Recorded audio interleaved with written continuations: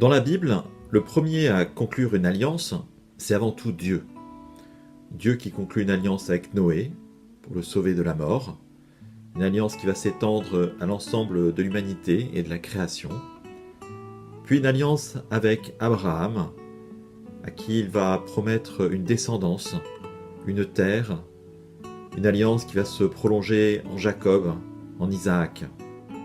À l'époque de l'Ancien Testament, il y existait deux types d'alliances. Le premier était assez simple, c'était une alliance entre deux frères, entre deux nations, pour éviter la guerre. Le deuxième type d'alliance est entre un seigneur et un vassal, c'est-à-dire quelqu'un qui a le pouvoir et quelqu'un qui est sous le pouvoir de ce seigneur. Le seigneur lui assure protection, en contrepartie, le vassal va lui assurer des services. C'est davantage dans ce deuxième type d'alliance que se positionne Dieu vis-à-vis du peuple hébreu. Il va le libérer, il va lui assurer la vie. En contrepartie, ce peuple va devoir l'adorer, lui seul, et vivre selon sa loi. Cette alliance va être reformulée avec Moïse. En effet, à l'époque, le peuple à qui a été donnée la promesse de vie, promesse d'une terre, a été obligé de s'exiler en Égypte à cause de la famine.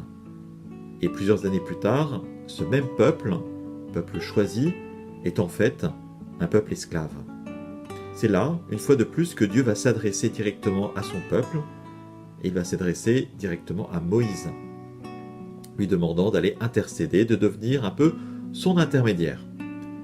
À nouveau, Dieu veut faire alliance avec son peuple. Cette alliance va se vivre en 3 temps. Tout d'abord, le temps de la foi. Oui, le peuple doit croire qu'il est possible de quitter cette terre, quitter l'Égypte, traverser la mer à pied sec et ne pas être tué par l'armée de Pharaon. La deuxième étape sera en fait d'être un peuple séparé des autres peuples, un peuple adorant un Dieu et non pas tous les dieux. Enfin, la troisième étape sera de vivre selon la loi, cette loi qui est donnée à Moïse. Vivre selon cette loi, non pas une loi de servitude, mais au contraire une loi de vie qui mène au bonheur. Moïse, dans cette histoire d'alliance, fait office d'intermédiaire. Dieu parle à Moïse, Moïse parle au peuple, le peuple parle à Moïse, Moïse parle à Dieu. Avec Jésus, cette alliance va être totalement déployée.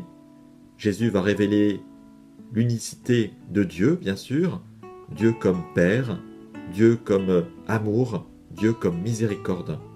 Et surtout, nous apprendre que chacun d'entre nous, nous pouvons nous adresser au Père, lui dire justement cette prière du Notre Père, être tous frères vers un Père. C'est donc une nouvelle alliance qui est instaurée par Jésus, une alliance achevée, une alliance pour laquelle il a dû aller jusqu'à la mort, et la mort sur la croix, mais surtout une alliance dans la vie et la résurrection. À bientôt, au revoir.